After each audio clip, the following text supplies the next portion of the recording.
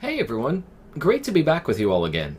After two main entries following the same gameplay formula, and one spin-off that felt more like a standard 2D action platformer, people were curious to find out just what a third entry in the Splatterhouse series would be like. Would it play like the first two mainline entries, or try something new? Well, it turned out to be the latter, as this game would play less like the standard 2D beat-em-ups that got us to this point, and more like... Streets of Rage? You better believe it. It seems that Rick managed to really embrace the idea of just punching and kicking every kind of demon that came his way. But how does the game fare now? Was this change in the formula just what the franchise needed? Build up those power meters and we'll see just how well Splatterhouse 3 for the Sega Genesis and Mega Drive holds up today.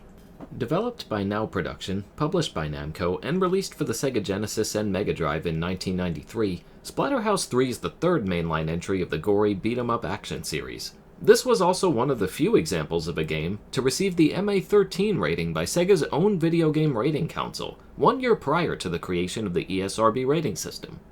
5 years since the events of Splatterhouse 2, Rick has begun to settle down, marrying his girlfriend Jennifer and having a son named David. Rick has also enjoyed a successful career on Wall Street, and even bought a mansion for him and his family to live in.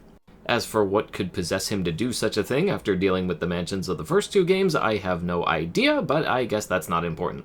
The Terror Mask speaks to Rick once more, telling him that he feels an ancient energy, and will need Rick to put him on once more to face it. The mansion has been invaded, and it's up to Rick and the Terror Mask to face this new threat, and rescue Jennifer and David, before it's too late. As you can see by just this footage alone, the gameplay has changed pretty drastically since the first two entries. Instead of moving left and right on a flat 2D plane, the gameplay follows a formula similar to games like Final Fight and Streets of Rage instead, where Rick can move up, down, left, and right, and pummel enemies that can now come from any direction. On top of punch combos and jump kicks, Rick can also grab enemies by walking up to them. Hitting the attack button without moving will begin a punch and throw combo, while pointing the D-pad left or right and attacking will cause Rick to throw the enemy in that direction, with the ability to hit other enemies at once. Most importantly of all, by hitting back, forward, and attack, Rick will perform a spin kick that can hit any enemy in a range of about 6 spaces. In the US version of the game, this is by far the most important attack to utilize, but we'll get to more on that later. Finally, Rick has a new power meter that builds up from hitting or getting hit by enemies, as well as through various orbs you pick up either lying around or from the remains of some fallen enemies. Once high enough, Rick can transform into a more hulked out version of himself with stronger punches and kicks, its own set of grab combinations, and even a more wide-ranged special attack done by hitting back, forward, back, and attack.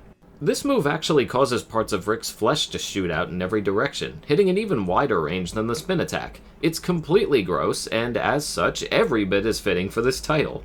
But the changes don't end there. Each stage has an optional time limit to complete it in. While this will not affect your ability to beat the game or change anything regarding the level's design, it will affect what kind of story and ending you get. Yes, that's right, this game has 4 different endings, depending on whether or not you complete certain stages in their respective time limits or not. Beating these stages fast enough will also put you in a bonus stage, where you can pick up more power-ups and extra lives. Still not enough changes for you? How about the fact that your routes through the mansion are no longer linear? That's right, in between enemy encounters you can hit the pause button to get a map screen, showing you different paths you can take to reach your goal. The doors marked in yellow are like wildcards. Some of them can serve as shortcuts, while others may put you in a completely different section. Some may even give you better items despite sending you back a bit. Beating the time limit becomes a mix of beating enemies quickly and efficiently, and picking the best routes to reach the goal, which will usually take a few trial and error attempts to learn. Good thing this game also has a password system. What's that? You're still looking for more changes? Okay, I've got one more for you. If you saw my video for Splatterhouse 2, you'll remember that I talked briefly about the game's more cinematic moments that would add to its storytelling. Here, the developers took one step further, by adding full-on cutscenes with dialogue between Rick, the Terror Mask, and all of the game's other main characters. Not only do these sequences play in between each stage, but even during the stages as well. This is done to instill more fear in the player as time begins to run out, and it works. If you were a kid growing up in the 90s, then this likely scared the hell out of you at the time, and I can't say I blame you. These cutscenes would also use digitized photographs of actors, only making the whole thing look even more terrifying. The version I played for this review was an unlockable in the 2010 Splatterhouse reboot, which unfortunately had to replace these photographs with new artwork due to legal reasons. While it's still very well made, I always found the images of the actors to be far more terrifying and memorable. Jumble up all of those changes together with 6 stages and boss fights at the end of each, and you've got yourself a pretty daring new sequel. Just about everything that could have possibly been changed here was. Unlike Splatterhouse 2, you certainly can't complain that this one is more of the same anymore. In terms of sheer atmosphere, I'd argue that this title may actually be the most unsettling of the original trilogy, as the music and cutscenes really do serve to make you feel like certain death is around the corner for Jennifer and David. Despite being a bunch of still images, they can really cause your imagination to get the worst of you, as I believe it is often the things that we cannot see that are indeed the most terrifying. Alfred Hitchcock taught us that, and this game is a staunch reminder of it. Even trying to compare this to the first 2 games is difficult, as it really is its own separate beast. To go from a generally linear and straightforward setup to an open-ended one with multiple paths and story directions is quite the leap. The gameplay changes are also quite vast, as you've gone from having to memorize specific enemy placement and maneuvers to moving around open areas while figuring out the best way to take out groups of enemies with combinations and grapple attacks, alongside trying to balance out when to keep and use your special meter on enemies and bosses. I'd also argue this game has some of the most disturbing boss encounters of the entire series, as you see them transform into these terrifying creatures that look like something straight out of John Carpenter's The Thing. Pus-filled head exploding with maggots in it? Check. This thing with the top of its head missing? Check. Giant teddy bear with limbs coming out of its top side? Check. Yep, it's all pretty unique in its own right. But how well do all of these features work together? I'd say it's going to be a matter of personal taste, but I'll do my best to describe what I believe to be the best and worst things about this setup. Let's start with the good. After having to learn so many pixel-perfect maneuvers in the first and second game, it feels refreshing to finally be able to move around in a more free and open space. Pulling off combination attacks to take out an entire room of enemies feels immensely satisfying, especially when you use your special moves to take them out. The combination of cutscenes with the dwindling timer is also a very nice touch that really makes you feel like the stakes couldn't be higher. And hey, even if you don't want to beat the clock, you have the option not to, and to finish the game with a different ending instead. This helps take the pressure off and allows you to take your time and explore each area for more power orbs and extra lives. As per usual, the series' knack for strange and unique boss enemies is still fully intact here. You just don't get creepy enemies like this in most Sega Genesis games. So what would people find wrong with this one? Well, for one thing, your range of moves is fairly limited, leaving you to fend for yourself with the same 3 or 4 techniques for the entire duration of the game. The only variety to this is a few random objects you find to use as weapons, but these are very few and far between. The difficulty of this game is also slightly imbalanced. Most enemies will take out a very small chunk of your health with each hit, but a few select enemies, like these big things here, are capable of taking out half to 3/4 of your health in a single hit. And unless you're ready for it, you'll find yourself dying very quickly. And in a game where you have to restart each stage from the very beginning if you fail, coming to the end of a level only to get obliterated from one random room is not very fun. It also doesn't help that if you do plan to beat the clock in each stage, then your reliance on one specific move will determine if it's even possible. Yes, in the American version of the game, a heavy emphasis is placed on using the spin kick. This move not only hits everything around you within a 6-point radius, but it's also stronger than just about every punch and kick combo available. On one hand, this can make some parts of the game much easier to handle, including some of the bosses who try very hard to circle around you before attacking. On the other hand, this means that a large portion of your time with this game will be spent focusing on spamming that one particular move, which many are going to find to be very repetitive. And speaking of repetition, it doesn't help that a lot of the rooms you enter all look mostly the same now, with the occasional bit of unique or interesting things going on in the background. This is understandable, since you're obviously traversing through a lot more rooms than you ever did in the first 2 games, but I can't help but also miss the feeling of seeing those background animations come to life, as they really did add a great deal to the experience, and I'm sure others feel the same. There was also something about the transformation that bothered me, but I couldn't quite put my finger on. Spending more time with the game, it eventually hit me. This whole ability can actually be counterproductive because of the slower speed you move at, as well as the constraints of the power meter itself. While it makes practical sense that he would be slower when getting bulky and stronger, this actually limits your use of it even further if you're trying to beat the clock. It went from feeling like an awesome power-up to something I needed to conserve and felt very nervous to whip out aside from boss fights.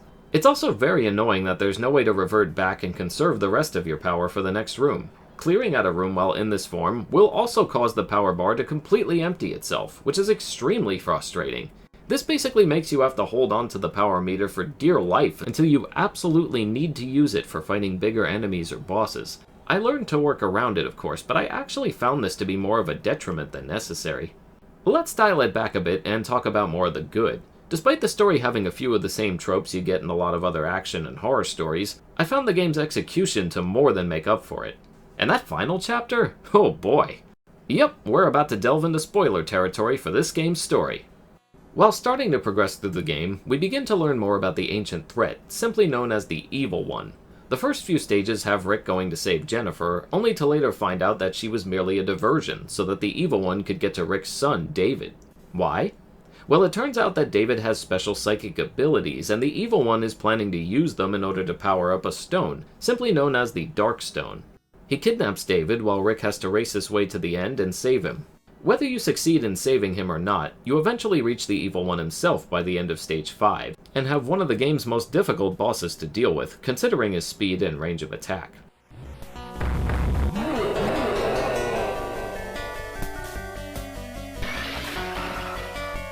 Once he's taken out, it's all over, and the day is saved. Or is it?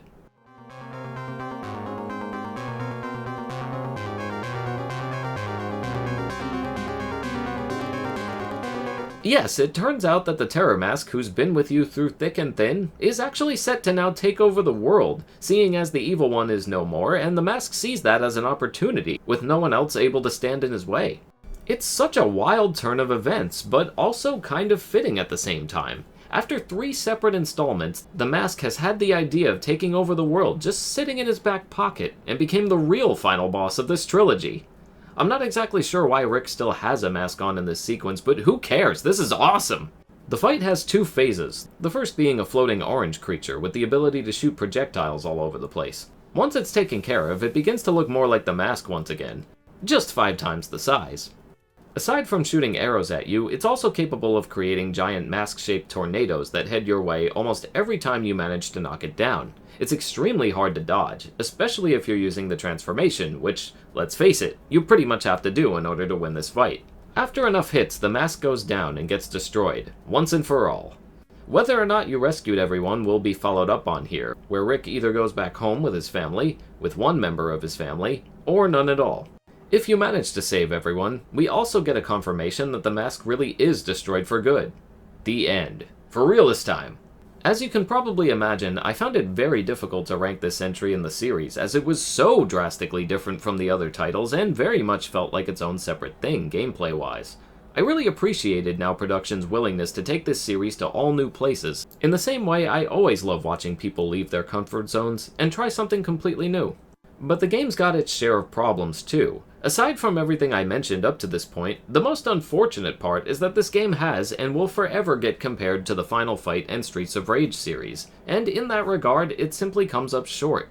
Due to the fact that you're only playing as one character and in a single-player-only environment, the amount of moves and combination attacks you can actually perform may begin to feel a bit stale and repetitive as time goes on. Having more weapon variety would also be nice, as it seems like each entry only serves to remove them even more. But as you know, I'm the type of person who tries to appreciate something for what it is rather than isn't. Despite having mixed feelings on this approach to the gameplay, I loved the idea of being able to explore multiple rooms with a map, as that one specific feature changed the otherwise linear approach you typically see in other games of this genre. Add this onto the fact that we're seeing this gameplay style in a horror title, with visuals that you also do not often see associated with it. Seriously, how many 2D horror-themed beat-em-up games are even out there? I also consider this style of gameplay to be an upgrade to the one seen in the first 2 games, as your options in that were far more limited with irregular punches and kicks. At least here you can also grab and throw things. Just like the first 2 games, the real star of the show is everything surrounding the gameplay. The creepy sounds and atmosphere, with cutscenes that only add to the sense of dread and foreboding. The unique and terrifying boss fights that will no doubt stick with you hours after you're done. And of course, that sense of wanting to continue playing, just to know it's around the next corner. Topple this one with the multiple paths and endings, and you've got yourself one heck of an interesting experience that I believe more than deserved the cult status it would later receive.